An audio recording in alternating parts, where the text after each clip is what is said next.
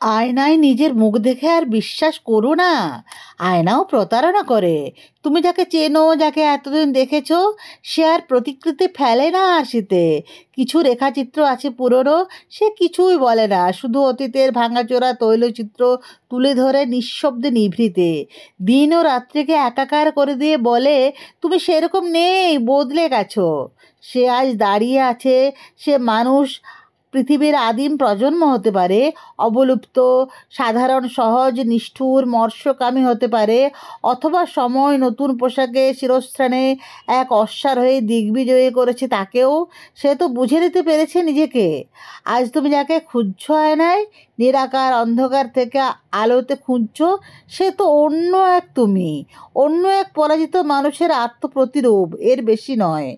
ভাঙনের শব্দ শুনছি, আতঙ্কে পাণ্ডুর এ সময়। মুখের সহজ রং, কথার ব্যঞ্জনা, স্বচ্ছ বোধ, আপ্লুত শরীরভঙ্গি নিয়ে কোনো সুদূর অতীতমুখী হয়ে গেছে হয়তোবা। আয়নায় অন্য এক ছবি, সুগন্ধি বোতল আছে, নেই তাতে নিশ্চিত সুরভি।